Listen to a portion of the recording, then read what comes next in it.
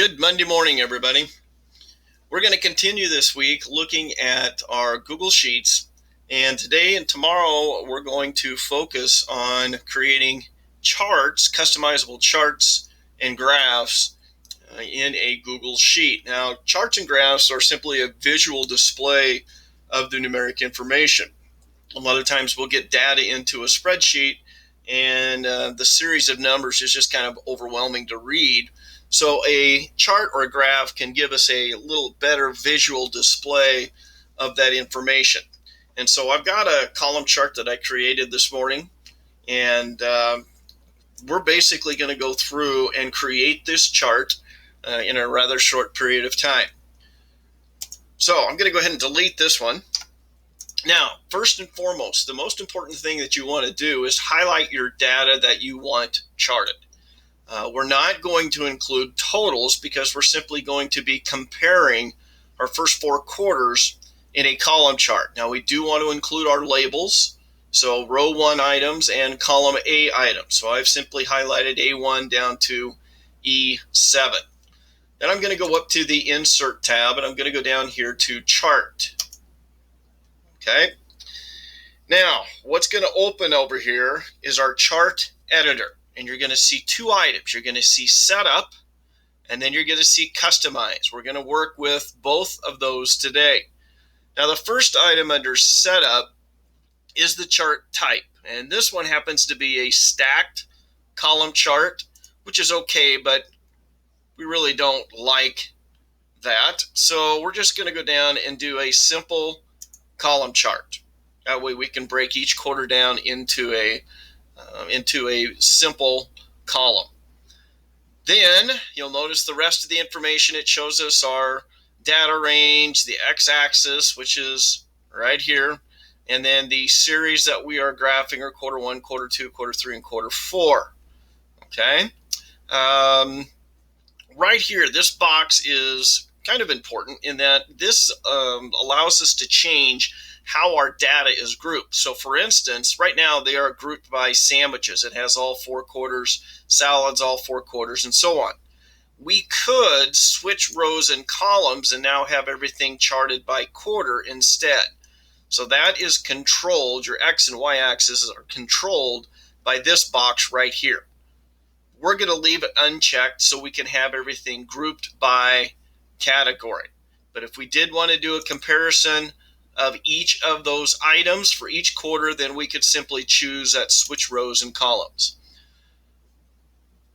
Okay, for next, we're going to go over to Customize, and you're going to see 7 items under Customize here. And these are the items that you're going to have to go through.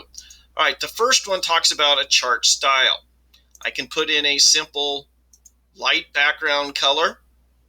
Okay, the font you can leave, and then the border color. I'm going to make my chart 3D, and you'll notice there's just little shadows now on those bars. It just makes it a little bit easier to read. So that's all we're going to really do for our chart style. Chart and axis titles. Right now my title is quarter 1, quarter 2, quarter 3, quarter 4. Well, that's not what I want. This is our annual sales. So I'm simply going to type in the title text annual sales, and then I'm going to do 2 things with it. I'm going to format it in bold, and then I want it centered on my table. So that takes care of the title. If I wanted to change the color, I could. If I wanted to change the size, I could as well.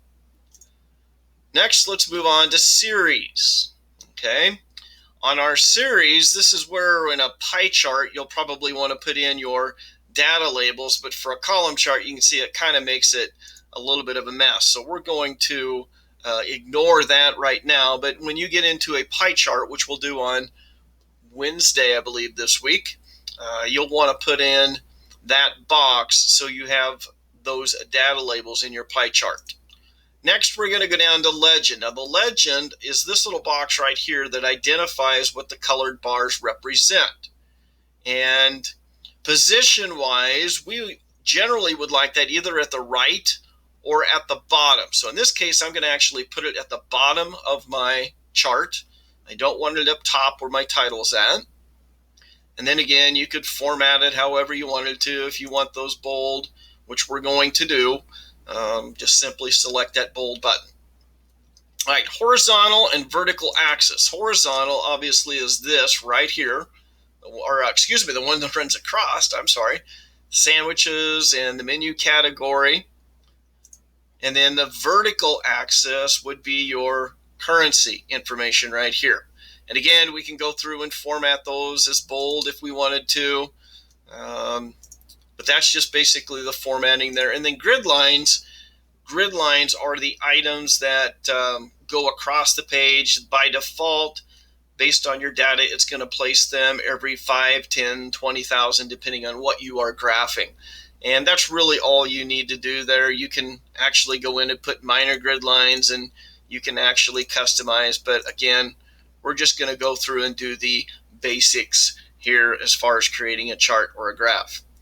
And then essentially that's about it. When you're done, you can simply take that chart and move it if you want it located in this sheet.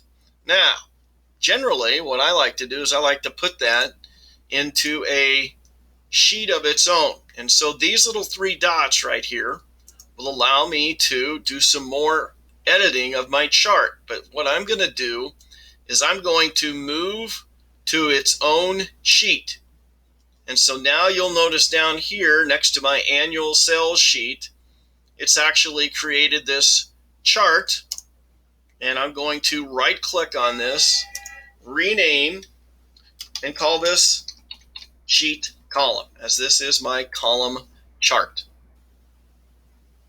That's about it as far as creating a column chart. I will give you instructions on Tuesday when you actually have to go through and create your column chart with specific editing features. All right, so today, Monday, all you have to do is watch this short video, and then Tuesday, you'll prepare a column chart, and then on Wednesday, you're going to be doing a pie chart with your annual sales spreadsheet. All right, we'll see you tomorrow morning at the Zoom meeting.